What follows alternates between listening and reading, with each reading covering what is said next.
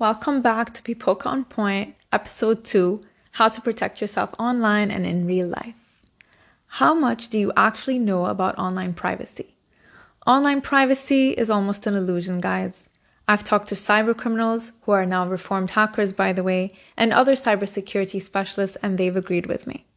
Just a quick side note for my younger listeners, it's never too early to start thinking about your future and what you share online, whether it's memes, texts, photos, videos, can impact your future job recruitment process too.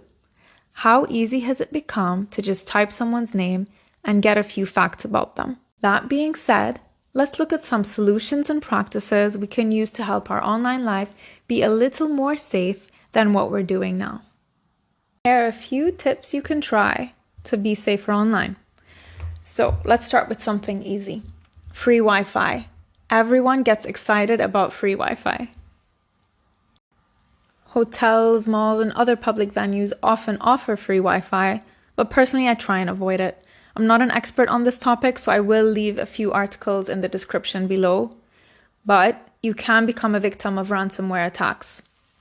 Next, this is huge and probably the golden rule. Think about your online audience before you post anything. To be real and raw with you, it's everyone. Friends come and go, don't they? Think about it. You send a private message to your friend. What would prevent them from taking a screenshot or forwarding the message to someone else? That's why I say online privacy is somewhat of an illusion. Second golden rule, have boundaries. This means you are conscious of what types of conversations you engage in online.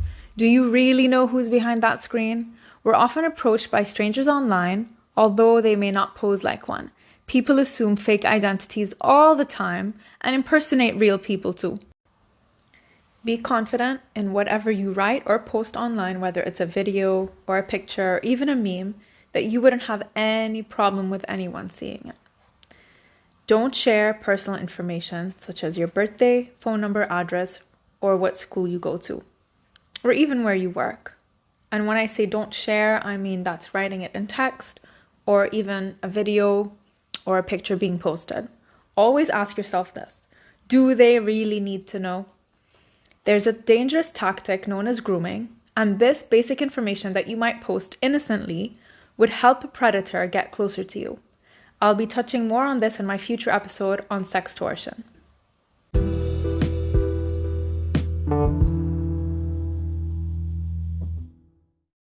Social media and using the internet should be fun. So, if anyone makes you feel uncomfortable, report and block them. Depending on the severity of what happened, you should save screenshots and report it to both the platform and the police for investigation. Don't be embarrassed. Rather, think of it as taking action to protect yourself and others who may not know what to do. It's very likely that you're not the only victim. For your peace of mind, you should also set a time limit for being on your device, whether it's a tablet, computer, gaming console, or phone. It's so freeing not being a slave to your device. This hit me really hard during the pandemic. I barely use social media, but I caught myself spending way too much time online on the limited social media platforms that I do use. So I allowed myself once a day for about an hour, for example, every day at 7 p.m. And until today, there are times when I check my social media every 4 days, and I even do it without noticing. Why? I get busy enjoying my real life. Routines. Take note of what you're posting every morning, where you get your coffee, where you're having lunch, etc.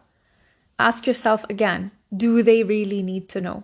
Don't post or tell your followers about certain routines. For example, this incident happened about a month ago, and it's going to touch on everything I just told you regarding be aware of who your audience is, what routines you post, and what media you're also posting.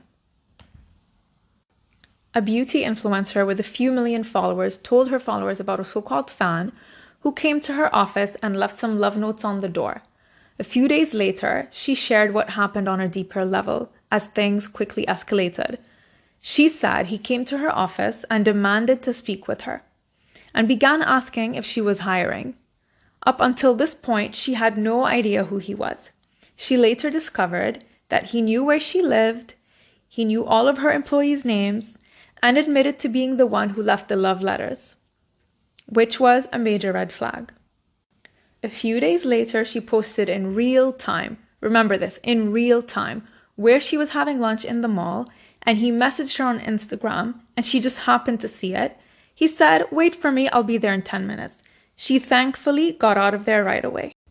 After several incidents, she reported it to the police. Stalkers are real. Please be aware of how much detail you're posting regarding your locations and never ever post in real time.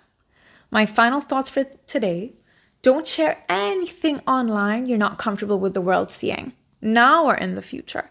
Remember, taking a screenshot is easy and anyone can do it. You don't need to be tech savvy or have any formal training. Stop sharing everything about your life, and you can prevent a lot of harm and damage to yourself. I love talking about cyber safety, so if you have any questions, please let me know. You can write to me at peopleconpoint@gmail.com, and I will be having some general questions and poll questions up for you. I'd love to hear from you, and thank you so much for listening.